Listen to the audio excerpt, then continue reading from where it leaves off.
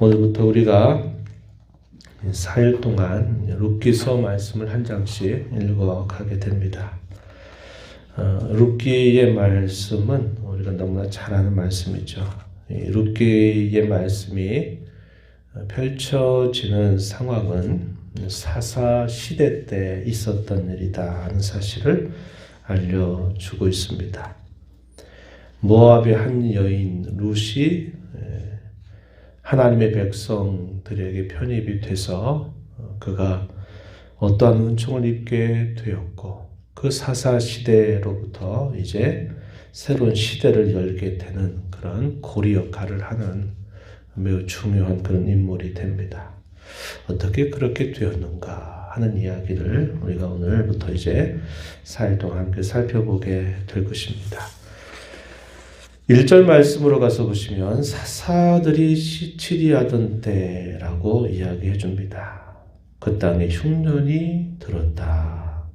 그 땅이 어디인가 설명해 주기를 유다 베들레헴의 에브랏 그 지역을 말합니다. 베들레헴 사람이다 하는 것을 알려줘요. 그래서 흉년이 들게 되었다 이렇게 말합니다. 그래서 그때에 비교적 잘 살았던 이 가정 엘리멜렉이 남편이요 그의 아내는 나오미 그리고 두 아들 말론과 기럍을 데리고 이 네 식구가 모압 땅으로 옮겨가게 되었습니다. 나갈 때 풍족하게 나갔다라고 그가 되돌아와서 하는 말을 우리가 살펴보게 되면 흉년이 들면서 정말 먹고 살기 힘들어서 옮겨간 게 아니라 여기 있다가는 안 되겠다 생각해서 비교적 넉넉할 때 나간 것입니다. 그리고 모압 땅으로 옮겨갔어요. 모압과 평화로운 때를 지냈던 때가 언젠가 사사시대를 우리가 한번 더듬어 보게 되면 여호시 활동했던 그 시대 처음에는 이 모압 사람들이 이스라엘을 매우 괴롭혔던 때입니다. 괴롭힘을 당하게 된 이유가 무엇이냐면 바로 하나님의 백성들이 하나님을 저버리고 결국 다른 신들을 좇게 되면서 하나님이 징계의 도구로 사용하셨던 나라가 이 모압이었어요. 그래서 이 모압이 오랜 시간 괴롭히게 될 때 그 백성들의 부르짖는 소리를 들으시고 에훗이라고 하는 사사를 세우셔서 그 모압의 그 압제로부터 벗어나게 하고 약 80여 년 동안 평화로운 때를 맞게 된 것을 우리가 함께 읽은 바가 있어요. 그래서 아마도 성경학자들은 그때가 바로 이때쯤이 아니었을까 주장을 하기도 합니다. 어쨌든 당시에 이 유다 사람이 이 모압 땅으로 가서 생활할 수 있었다. 이 말은 당시에 이 이스라엘 백성들과 모압 나라가 적대적인 관계는 아니었다 하는 것을 우리가 알게 되죠. 그래서 더 크게 닥치게 될 어려움을 예측을 하고서는 이 엘리멜렉의 가족이 모압 땅으로 옮겨가게 되었습니다. 그때는 이 네 식구가 나가게 됐어요. 그런데 모압 땅에서 거류하고 있는 동안에 엘리멜렉이 무슨 이유로 죽게 돼요. 죽게 되고 두 아들이 남았을 때 이 나오미는 두 아들을 결혼을 시킵니다. 그래서 모압 며느리 두 사람을 맞이하게 됩니다. 그들의 이름에 대해서 우리가 읽었던 4절에 보니까 하나의 이름은 오르바였고 하나의 이름은 룻이었다 이렇게 말합니다. 그들이 거기에 거주한 지 10년 정도가 흐르고 난 다음에 그들의 모습은 나오미와 두 며느리만 남게 되었다 이렇게 말합니다. 두 아들마저도 그곳에서 죽게 돼요. 그 이유에 관해서는 어떠한 설명이 있지 않아요. 어쨌든 하나님의 백성들의 땅에 흉년이 들었다 하는 것도 사사시대는 분명한 사인입니다. 사인이 있었고 그 어려움을 피하기 위해서 모압 땅으로 갔는데 남편도 죽고 두 아들을 결혼시켜서 계속 후손을 이어가겠다 생각을 했는데 아들이 없는 채 후손이 없는 채 두 아들마저 죽게 되었다. 이 말은 하나님께서 그들의 가정에 어떤 징계라는 것이 있었겠구나 하는 것을 우리에게 예측을 하게 하는 것입니다. 그래서 10년이 지나가고 난 다음에 그들의 가정은 처음에 이 모압 땅에 들어올 때와 비교할 수 없을 만큼 더 비참하고 초라해진 그런 상황이었다 하는 것을 보여주고 있습니다. 그런데 하나님께서 자기 백성들의 땅을 돌보셔서 그 흉년이 지나가게 되고 다시 회복해 하시는 일이 있었다 하는 소식이 알려지게 되면서 이 나오미가 결단을 내립니다. 내가 여기서 더 살면 안 되겠다 하고서는 자기 고향 땅으로 돌아갈 결심을 하게 된 것입니다. 그랬더니 누가 걸리느냐? 두 며느리가 걸려요. 후손들이 없는 제 남편들이 다 죽었던 그것도 이방 사람의 며느리를 데리고 그 땅에 돌아간다는 것은 그로서는 참 힘든 일이었습니다. 그래서 이 두 며느리를 향해서 축복하면서 그들을 다시 돌려보내려고 합니다. 8절 말씀, 너희는 각기 너희 어머니의 집으로 돌아가라. 너희가 죽은 자들과 나를 선대한 것 같이 여호와께서 너희를 선대하기를 원한다. 너희에게 남편을 만나게 해서 그 남편을 통하여 위로받게 하시기를 원한다. 이것은 그냥 하는 말이 아니라 나오미가 두 며느리에 대해서 진심으로 축복하는 그런 말이었음을 우리가 알게 되죠.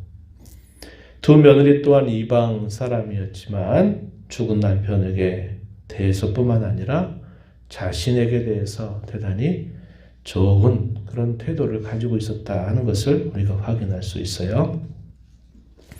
그랬더니 처음에는 어떻게 그 두 며느리가 답변하느냐? 우리는 그러지 않을 것입니다. 라고 답변을 하죠. 어머니와 함께 어머니의 백성으로 돌아갈 것입니다. 라고 대답을 합니다. 죄송합니다. 그 말을 듣던 나오미의 마음은 더 마음이 찢었던 것 같아요. 그들이 이 나오미가 말해 주기를 내 마음이 더욱 아프다. 이렇게 대답을 합니다. 만약에 나오미에게 더 자식을 얻을 수 있는 기회가 있다면 당시에 이런 계대 결혼이라는 것이 풍습이었기 때문에 그 아들을 다시 이 며느리의 남편으로 주어 후손을 있게 할 수 있겠지만 남편도 이미 다 죽어버린 마당에 후손을 이을 길이 없는 거예요. 그러니까 이 나오미의 마음이 더욱 마음이 아팠던 것입니다. 13절에 이렇게 말하죠. 하반절에 내 딸들아 그렇지 아니하다. 여호와의 손이 나를 치셨으므로 나는 너희로 말미암아 더욱 마음이 아프다. 이렇게 대답을 하면서 그러지 말고 돌아가라. 아주 젊은이 돌아가라. 이렇게 또다시 두 며느리에게 이야기를 건네줍니다. 그래서 마침내 오르바라고 하는 며느리는 시어머니에게 인사를 드리고 결국 떠나가게 되고 또 한 며느리 룻은 끝까지 이 나오미와 함께 할 것을 결심하게 됩니다. 그러면서 이 룻이 하는 말 16절 말씀 굉장히 우리가 중요하게 볼 수 있는 구절이죠. 이렇게 나오미에게 대답합니다. 룻이 이르되 내가 어머니를 떠나며 어머니를 따르지 않고 돌아가라 강권하지 마옵소서. 어머니께서 가시는 곳 나도 가겠고 어머니께서 머무시는 곳에 나도 머물겠나이다. 이 다음 표현입니다. 어머니의 백성이 나의 백성이 되고 어머니의 하나님이 나의 하나님이 되실 것입니다. 굳은 의지, 굳은 결단을 이 룻이 나오미에게 표현을 하는데 자기가 이제까지 살아왔던 자기 민족이 섬겼던 신들 그런 모든 것들을 나는 다 버리고 어머니의 하나님을 저는 섬기겠고 또 어머니의 백성이 되고 어머니 백성이고 나의 백성이 될 것입니다. 이런 결단으로 그가 이야기를 하는 거예요. 신앙적인 면모가 드러나는 겁니다. 그의 가정에서 참 어렵고 힘든 때를 보냈지만 이 룻은 적어도 하나님이 누구이신가를 며느리로 들어와서 살면서 그것을 알게 된 것이죠. 그래서 나는 결코 떠나가지 않을 것입니다. 그러면서 맹세조로 이렇게까지 말하죠. 17절 어머니께서 죽으시는 곳에서 나도 죽어 거기 묻힐 것입니다. 죽는 일 이외에 내가 어머니를 떠나면 여호와께서 내게 벌을 내리시고 벌을 더 내리시기를 나는 원합니다. 그 맹세와 같은 굳은 마음을 이렇게 나오미에게 표현하게 되니까 나오미가 더 이상 거절할 수 없게 된 것입니다. 그리고 두 사람이 마침내 먼 길을 떠나서 고향 땅 베들레헴으로 들어가게 되죠. 사람들이 나오미를 알아봅니다. 그때 비교적 잘 살고 유복했던 그 가정에 있었던 사람 나오미를 기억하죠. 당신이 나오미가 아니냐 이렇게 맞이하니까 이 나오미가 뭐라고 말하냐면 나를 나오미라고 하지 말고 마라라고 하라고 이야기합니다. 이 나오미라는 말의 이름은 희락이다, 기쁨이다 이런 뜻을 가지고 있어요. 마라라는 이 말의 의미, 우리 마라의 쓴물 이렇게 기억하는 것처럼 고통스럽다, 아프다, 괴롭다 이런 뜻을 가지고 있는 표현입니다. 그가 이렇게 고백하죠. 21절 말씀을 보니까 내가 풍족하게 나갔더니 여호와께서 내게 비어 돌아오게 하셨다. 여호와께서 나를 징벌하셨고 전능자가 나를 괴롭게 하셨거늘 너희가 어찌 나를 나오미라 부르느냐. 이렇게 대답을 하는 겁니다. 자기의 모압 생활 10여 년 이 세월 동안 그가 깊이 깨닫게 된 사실은 자신이 그 당시에 고향 땅에 닥치게 된 그 흉년을 두려워하여서 그가 모압이라고 하는 곳에서 피난처를 삼아서 옮겨 갔는데 오히려 거기에서 지냈던 내 삶은 더 하나님의 징계가 있었던 그런 시간들이다. 이렇게 고백하는 겁니다. 상황이 그러하고 사실이 그러하지만 여기서 우리가 확인하게 되는 모습은 나오미의 실제 마음이 대단히 겸비한 그런 마음을 가지고 낮아진 마음을 가지고 그가 다시 고향 땅으로 돌아오게 되었다 하는 겁니다. 어떤 상황을 통하여 하나님이 말씀하실 때 그 상황을 잘 깨닫는 게 쉽지 않아요. 지나고 나서 보면 아 그랬구나 하는 것을 우리가 알게 되지만 막상 그런 일들을 겪고 있을 때에는 그걸 잘 알지 못해요. 어떤 어려운 일이 닥칠 때 그 어려운 일들을 어떻게든지 해결하려고 풀어가려고 막 가진 노력을 하게 되다 보면 그 상황 속에서 하나님이 뭘 말씀하신지를 생각지를 못합니다. 그리고 그런 상황이 닥치고 그런 상황 때문에 자신이 하나님의 이런 손길을 경험했다고 하는 것을 인정하고 고백하고 그렇게 사람들에게 말할 수 있는 것은 그의 마음이 실제적으로 겸비한 그런 마음을 가지고 있구나 하는 것을 우리가 보게 됩니다. 어쩌면 하나님께서 기대하고 바라시는 마음이 바로 그것일 겁니다. 상황이 어떠함보다 하나님 그 상황을 만들어 가시는 분이시기 때문에 하나님이 더 바라고 기대하시는 것은 자기 백성들의 마음이 겸비해지는 겁니다. 되게 어떤 어려운 일을 당하게 될 때 그 사실을 인정하지 않으려고 하잖아요.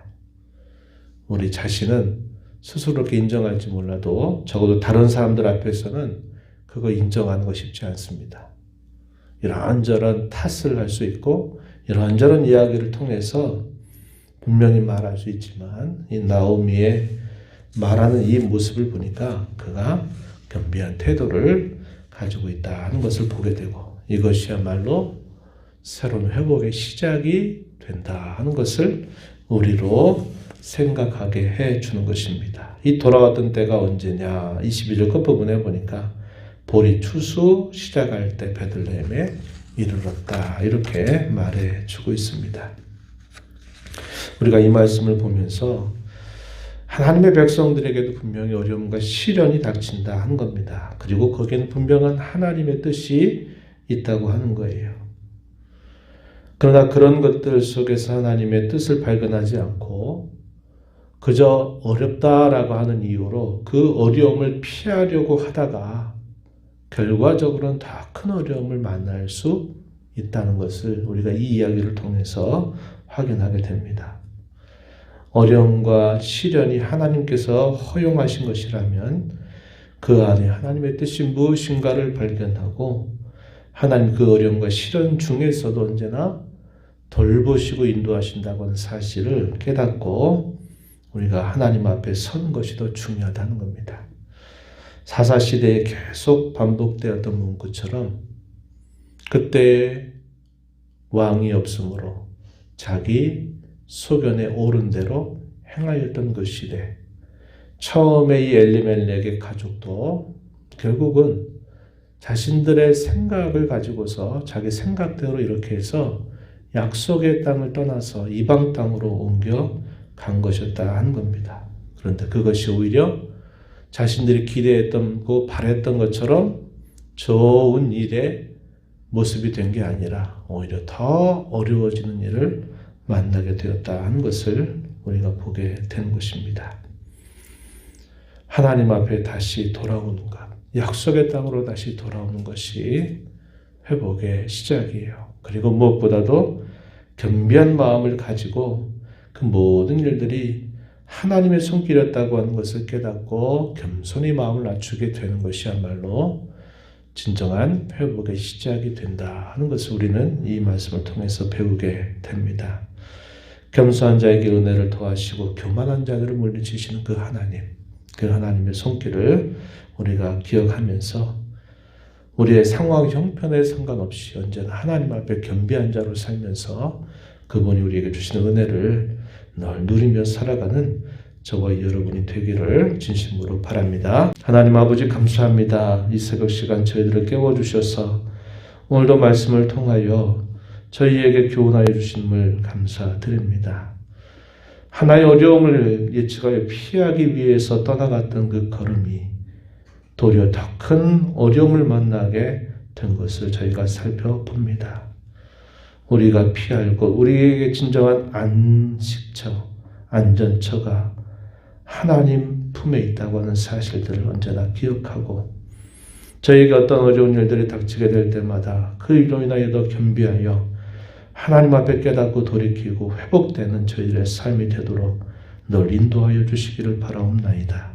은혜의 보좌 앞에 나와서 아버지 은혜를 구하는 모든 심령들의 간구를 귀 기울여 주시고 응답하시기를 바라며 예수님의 이름으로 기도하옵나이다. 아멘.